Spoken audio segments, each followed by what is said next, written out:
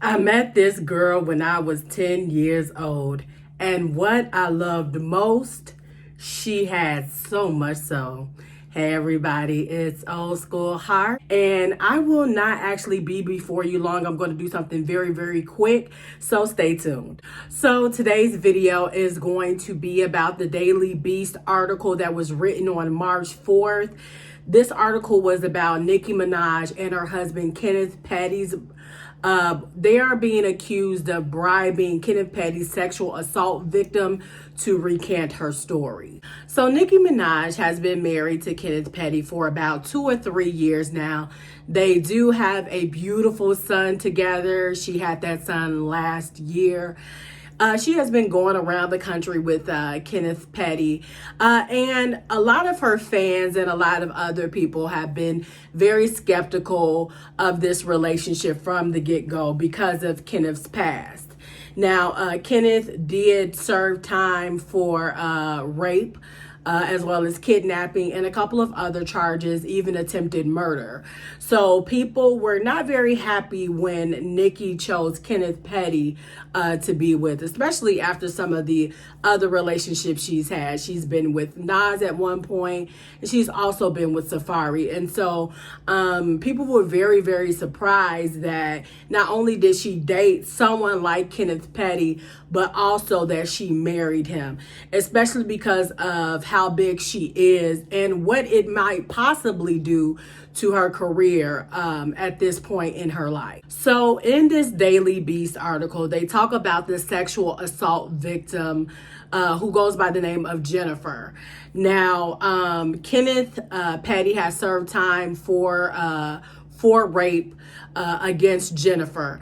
According to the article, this rape took place in 1994.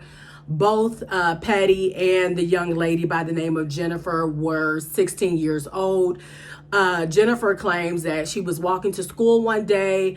Petty approached her with a knife, made her go to his apartment, and that's where he not only kidnapped her, but he raped her. She then returned to school immediately and let them know that she had been raped.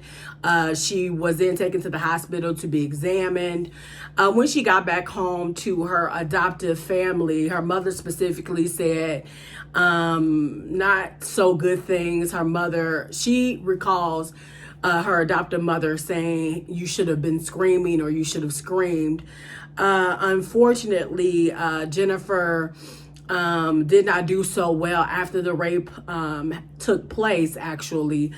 Her family was threatened on several occasions. Her safety was always a concern. She had actually stayed in someone else's house for a little bit after the rape allegation was made public, and also was made public to the police. Not only that, she ended up having to move to a totally another state because she was being harassed so much. Now, while she was still living in the same neighborhood with Petty, there were several family members that were approached so that Jennifer could recant her story. And she even said that Kenneth's parents took her to a lawyer to try to recant her story as well, but she refused. She never recanted the story. There were also allegations that Jennifer and Petty were in a relationship, but Jennifer's friend said that that never was the case. They knew of each other, I believe, but they were never in a relationship. Now, it is important to note that throughout this whole time, Petty has denied that he raped her. He has denied that the incident ever occurred. However, we do know that he did serve time for this incident, and he was released in 2014, I believe, or 2015. Since then, he has had to, of course, make sure that he makes public that he is a sexual offender. There was a case that he had in California because he did not register, but those charges were dropped. He does have an upcoming case in June surrounding another case. I don't know if this one is connected to the rape allegations, but there is an upcoming case in June. So the Daily Beast article continues the story and just talks about how Jennifer has tried to pick up the pieces after the rape. You know, she's lost family, she's lost friends, but still, you know, she has tried in her best ways to continue on with her life and her journey. And then all of a sudden, you know, there is a big hoopla because Nicki Minaj has then married Kenneth Petty. And so her, the person that has raped her is now in the news with one of the biggest rap stars in the United States or ever, some would say. And that is where the story takes a turn, and we start to hear about how Nicki Minaj tries to bribe Jennifer into recanting her story. Now, allegedly, on Queen Radio, which is Nicki Minaj's radio show or podcast that she had, she talks about how being married is very, very hard, and always keeping your husband in prayer and always defending him and different things like that. And so there was already talk of Petty and this allegation, and how now as a wife, Nicki Minaj is affected by it. So the article talks about specifically that Nicki tries to or does get in contact with Jennifer. And so Jennifer's first thought is she wants to have just a talk with her, you know, just to see where her head is at. At first, she didn't believe it because her cousin was telling her, hey, Nicki and her camp is trying to get in touch with you. Is it okay if she does? And so, you know, just thinking that this is going to be an innocent conversation, Jennifer agrees. She talks to Nicki Minaj, and, you know, Nicki is just telling her, hey, you know, we don't want any problems. We don't want any issues or anything like that. We want to go and live our lifestyle, and we hope that you want to do so as well. And Jennifer in the article says that, hey, you know, I just want you to know, as we're having this talk, that this really, really did happen. And Nicki Minaj doesn't really say anything, but she says, okay, you know, but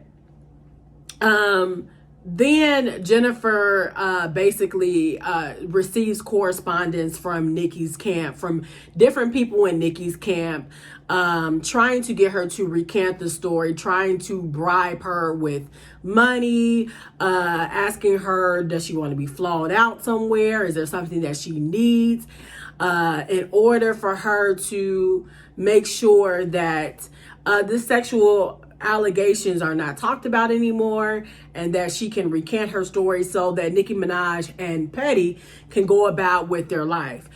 Being that Nicki Minaj is a star and will need to travel the world to different places, and also because they have a child, it is inconvenient for Petty, you know, to not be able to travel with them or to be banned in some areas because of the sexual assault. You know, there are some places that, of course, he wouldn't be able to go because he has these charges on him and he has to register. Not only that, you know, there are places I know as a family, because he is a dad, you know, now, and they have a child, there are places that they're not able to go. And so I think one of the reasons, or allegedly one of the reasons why Nicki would want Jennifer to recant her story is so that the charges can then be dropped, and, you know, her and her husband are free to go wherever they need to go, and Nicki's also ultimately able to make the money and maintain the money that she needs and have Kenneth Petty by his side. So Jennifer has been allegedly approached by certain members of Nicki Minaj's team, and not only that, certain members of her family have also been approached to conspire with Nicki Minaj to get Jennifer to recant the story. Now, during this whole time, Jennifer has refused to recant her story. She doesn't want anything to do with this case anymore. She actually just wants to just live her life. There's even a part in the article that says that somebody brought $20,000 and put it in front of her. And I think her child or a cousin or a family member said that she was there during this time, that they put $20,000 in front of her and said, hey, recant your story. Recant your story. And she looked at the money and she said, no amount of money is going to make me do this. And so, basically, the article just talks about how Jennifer has been pretty much scared for her life. And, that she's had this problem before where, they made her so scared she had to move. They made her family scared. She's moved last year 3 times already, just trying to maintain some form of safety, after all of these people are coming at her so that she can renege her story. So there is just a lot of talk on the internet, on social media, about whether or not this is true or if this is totally made up. Now, Nicki or her team has not come forward and responded to the allegations made by the Daily Beast. Outside of her fans, a lot of people are really, really side-eyeing Nicki Minaj on this. And they are really taking the side of the victim. And we are now in a culture where we believe the victim first. And we have been for quite some time. And so a lot of people are believing that the story that the Daily Beast wrote is in fact true. And that Nicki Minaj did conspire to bribe Jennifer to recant her story in favor of her husband. Now, I will say this, it is very good to believe the victim first. And I am also on the side of the people in that I believe the story to be very true as well. Not only because I listened to a couple of clips from the Queen Radio where Nicki Minaj was talking about being married and how difficult it is to stand up for your husband, but keeping him in prayer. But, it sounds like something that she may do just to maintain the lifestyle that she wants to maintain. I don't put it past celebrities to do anything at this point. I think a lot of times when you put celebrities on a pedestal, you don't understand how human and how flawed they can be. Unfortunately, we have become a culture that has really, really magnified celebrity to the point where they can do no harm. But history has shown that not only can they do harm, they can be the innovators of it. They can be the leaders of harm because they have the position of power. They have the position of influence. And so what they say goes. And if you do not go with what they say, there are things that can be done. So I don't put it past Nicki to have done this. And I will maintain this is allegedly because we don't know for sure, if this Daily Beast article is legit. But do I put it past her? Absolutely not. Unfortunately, I will say this. From the gate in this relationship, I felt as if Nicki was already on defensive. I felt as if Nicki came out after she made a conscious decision to be with this man, to be very, very defensive of him. And I understand it. You're married. You love this person. You've grown with this person. You want to be with this person. And so, of course, your nature is to defend. But I think in Nicki's case, because she is a celebrity, because she is big, because she is in the limelight, that instead of being defensive, she could have educated. Her and Kenneth could have did way better marketing. And I don't know who is on Nicki Minaj's team. I do not know who helps her with public relations and different things like that.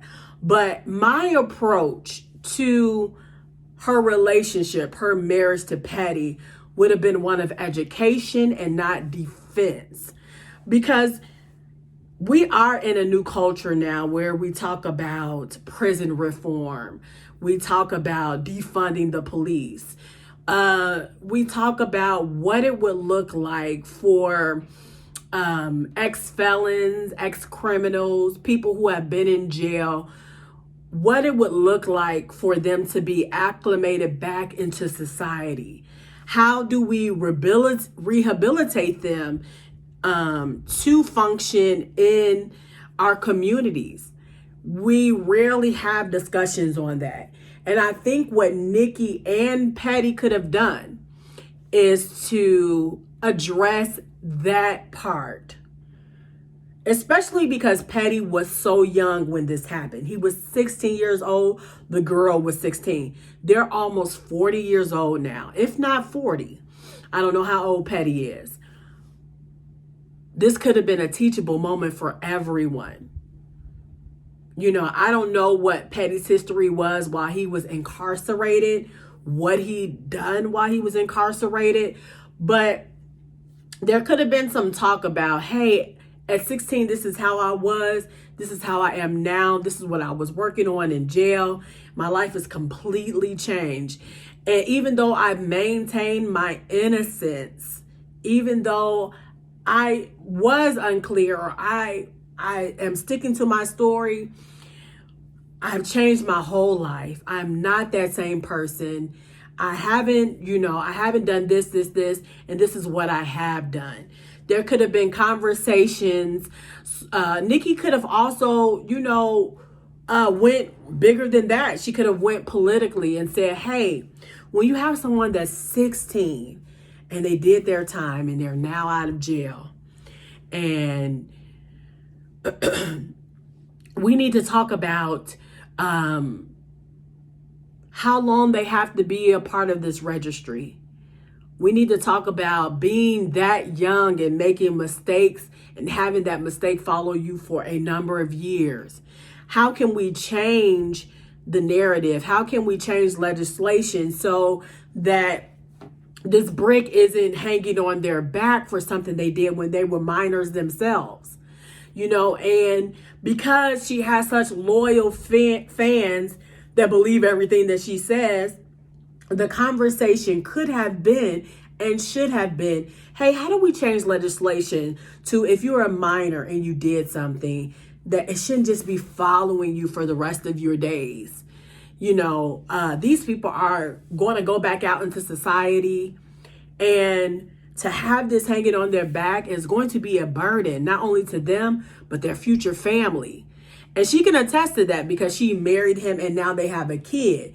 And now everywhere he goes, he has to register as a sexual offender, and so there are places that they probably cannot go as a couple because of what Kenny did when he was 16, and so instead of being defensive, this could have been an opportunity for her to talk, for her to have a conversation, her and Petty. And the crazy thing is, someone said this is your husband's issue way before you even met him. And so I understand that, when you join with someone, you guys become one. And so Nicki felt like she had to defend Petty. Nicki felt like she had to be there for Petty. But this is really a conversation that Petty needed to set up for himself. He's the one that not necessarily needed to explain, but needed to clear his image in a way that makes her look good instead of her trying to make him look good, and so I just feel like she had a great opportunity to make this a teachable moment, to let us know that, hey, even though he was charged for this and he maintained his innocence, he did in fact serve his time. He did in fact do what he was supposed to do. He met his obligations, and now we are trying to move on with our life. We're trying to be a family. We're trying to raise a child, and we need to now start discussing what it looks like to not have this hanging over his head for his entire life, and for him to be able to make money and take care of me and our child, and for him to be with me and not be excluded because of something that he did when he was 16.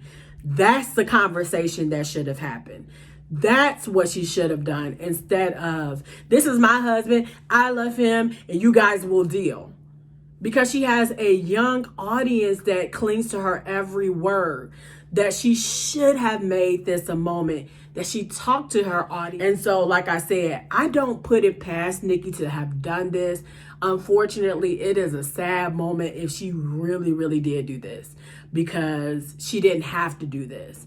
You know, unfortunately, as Black women, we're always coming to cape for our Black men, and that's fine. We're here to love on each other. We're here to defend each other. But unfortunately, I think this wasn't the right look for Nicki. And I think, you know, unfortunately, she may suffer because of this. And so I want to know your thoughts about the situation, how you felt about Nicki and, you know, these allegations that have come out. Do you believe it's true? Do you think that something else could have been done? What do you think about Petty? What have you heard about him? I know that there are other allegations that are out there about Petty. Do you think this marriage is going to last? I want to make sure that we always have great cultural conversations here, that I'm not giving you gossip, but I'm actually teaching you while, you know, we have these conversations. And so leave your comment below. Oh, also, gotta tell you, I will be reviewing the rest of the Allen versus Pharaoh documentary. Episode 2 was kind of boring, so we'll get back to that at the end. There are 4 episodes, so I'll do 2 through 4 all together in a couple of weeks, right? So I hope you guys have had a wonderful Sunday. I hope you would have a great week. You will have a great week. And I will see you on Wednesday. Have a great night. Bye-bye.